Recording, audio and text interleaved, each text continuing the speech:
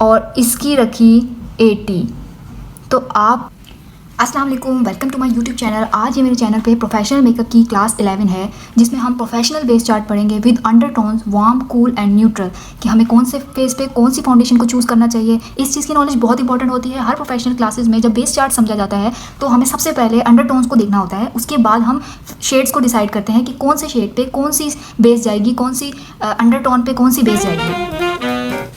तो अगर हम बात करते हैं बहुत ही ज़्यादा वेरी फेयर स्किन की, अभी हम फेयर स्किन की बात कर रहे हैं, तो हमें पता है कि जो फेयर स्किन होती है, अब हर फेयर स्किन में भी टोन्स होती हैं, यानी अंडरटोन्स होती हैं।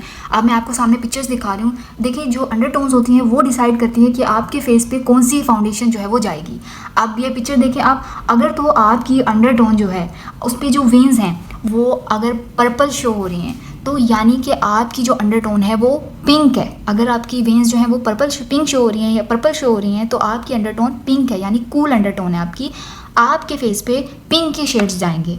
और अगर आपकी वेन्स जो हैं वो ग्रीन शो हो रही हैं, तो इसका मतलब वार्म अंडरटोन है, और आपके जो फेस पे शेड्स जाएंगे वो येलो शेड्स जाएंगे।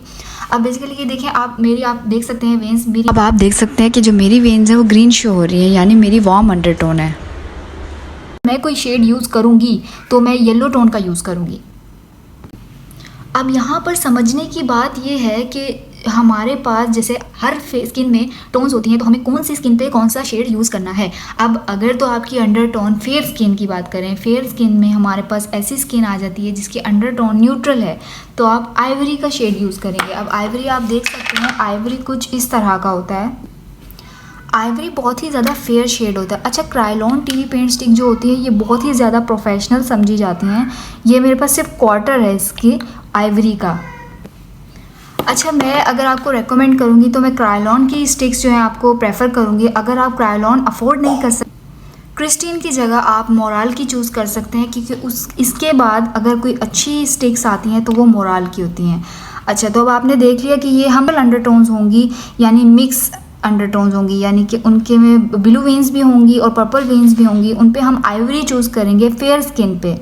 और अगर हमारे पास वार्म अंडरटोन आ जाती है तो हम येलो की फाउंडेशन चूज़ करेंगे F1। अच्छा, अब आप याद रख सकते हैं ये कि जो येलो के लिए अंडरटोन वार्म अंडरटोन्स में होती हैं हमारे पास शेड्स, उसमें F यूज़ होता है।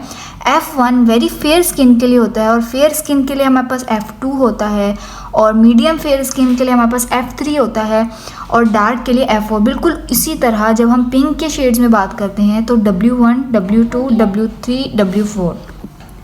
अच्छा, ये आप देख सकते हैं, ये जो हमारे पास फेयर शेड है 45 का, ये हम यूज़ करते हैं, जो कि मतलब फेयर से कम होती है। यानी एक तो वेरी फेयर स्किन होती है, जो हमारा फेयर स्किन होती है उस पर हम यूज़ करते हैं 45 नंबर। ठीक है, आप देख सकते हैं कि जो मेरा है वो 45 नंबर है, लेकिन मेरी जो अंडरटोन है वो येलो है। अब आपको मैं एक बात बताती हूँ। अच्छा, अब बहुत से लोगों का ये सवाल होता है कि अब हम इतनी सारी फाउंडेशंस तो परचेज़ नहीं कर सकते, तो हम क्या करें। अब हम अगर कोई सैलून ओपन कर रहा है तो वो क्या करे कि वो इतनी सारी फाउंडेशंस नहीं ले सकता, और अलग अलग तरह की स्किन आ सकती हैं। तो मैं आपको 2 फाउंडेशंस बताती हूँ ऐसी, जो आप परचेज़ कर लें और आप उसकी मिक्स और मैच करके आप कोई भी फाउंडेशन बना सकते हैं। एक आप अपने पास रख लें आइवरी, जो कि आइवरी जो है वो हर न्यूट्रल शेड पे लग जाता है। इसके अलावा आप अपने पास रख लें एक डार्क। ठीक है, अब मैं आपको बताती हूँ, अगर आपने इसकी क्वांटिटी रखी 20 और इसकी रखी 80, तो आप 45 का शेड्स बना सकते हैं। सही है। अगर आप इसकी क्वांटिटी को रख लेंगे 80 और इसकी क्वांटिटी को रख लेंगे 20, या फिर 70 और 20, तो आप 38 का शेड बना सकते हैं। बिल्कुल इसी तरह शेड की मिक्सिंग बहुत ही ज़्यादा इंपॉर्टेंट होती है। अब कुछ लोग पूछते हैं कि पिंक फाउंडेशन, क्या हम पिंक फाउंडेशन लें, परचेज़ करें या नहीं। तो मैं उनको बताऊंगी कि आपके पास अगर कोई लिक्विड ब्लश है, आप अपनी फाउंडेशन में उस लिक्विड ब्लश को ऐड कर दें, तो आप अपना पिंक फाउंडेशन इजीली बना सकते हैं। ये ज़रूरी नहीं होता कि आप हर फाउंडेशन को अपने पास रखें। आपको बस इस चीज़ पे ध्यान रखना है, आपको काम करना आना चाहिए, आपको ब्लेंडिंग आनी चाहिए, आपको स्टिक की एप्लीकेशन, उसको ब्लेंड करना बहुत ही इंपॉर्टेंट होता है। ये सब चीज़ें आपको अगर आती हैं तो मिक्स और मैच करना आपके लिए बहुत आसान है। अब फॉर एग्ज़ाम्पल मैं आपको एक एग्ज़ाम्पल दिखाती हूँ। मेरी जो स्किन का शेड है, एक तो मेरी स्किन वार्म है, यानी कि मेरी स्किन जो है वार्म अंडरटोन है, येलो है। अब मेरी स्किन देख सकते हैं। मैंने क्या करना है, मेरी स्किन में थोड़ी थोड़ी येलो टोन आ रही है।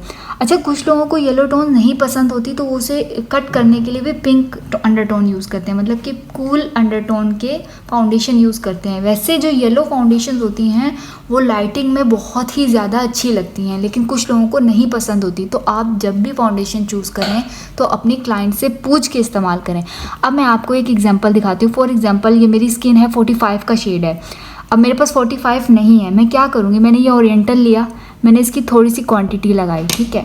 अब आप देखें, इसको मैं अगर ब्लेंड करूँगी तो ये मेरी स्किन का शेड नहीं है ना। अब आपने क्या करना है, आपने आइवरी ली, आपने आइवरी इस पर उससे डबल क्वांटिटी में लगा दिया। अब जब आप इसको मिक्स करेंगे, आप देख सकते हैं कि ये मेरी स्किन का फाउंडेशन बन रहा है। बिल्कुल इसी तरह आप हर स्किन का फाउंडेशन बना सकते हैं। अब आप देख सकते हैं कि इसमें थोड़ी सी और मैंने आइवरी ऐड की, ये मेरी स्किन का फाउंडेशन इजीली बन गया। और जब आप मिक्स और मैच करते हैं, आपने अक्सर देखा होगा सैलून में एक नहीं 2-3 स्टिक्स उन्होंने अपने हाथ में पकड़ी होती है, वो इसीलिए क्योंकि मिक्स और मैच किया जाता है। इसका एक रीज़न ये भी होता है कि जब हम मिक्स और मैच करते हैं, उससे ये होता है कि जो बेस होती है वो ऑक्सीडाइज नहीं होती, यानी आपकी बेस ग्रे नहीं होती। अगर मैं सिर्फ एक ही फाउंडेशन लगा दूंगी ना, तो वो आपकी थोड़ी देर बाद ग्रे हो जाएगी। लेकिन जब आप मिक्स और मैच करते हैं तो इससे आपकी बेस जो है वो ऑक्सीडाइज नहीं होती, ग्रे नहीं होती। लेकिन फिर भी अगर आप गलत फाउंडेशन चूज़ करेंगे, लेकिन इसके बावजूद भी कुछ लोगों की अगर ग्रे होती है तो उसका ये रीज़न होता है कि वो गलत फाउंडेशन चूज़ करते हैं, यानी जो स्किन का फाउंडेशन नहीं होता है वो अगर फाउंडेशन अप्लाई कर, तो रॉन्ग फाउंडेशन यूज़ करने की वजह से भी आपकी बेस ग्रे हो सकती है। तो ये थी आज की हमारी प्रोफेशनल बेस चार्ट क्लास, जिसमें हमने स्टडी किया हमें कौन सी फाउंडेशन कौन सी स्किन पे चूज़ करनी चाहिए। अगर वीडियो अच्छी लगी तो like share subscribe. Thank you so much.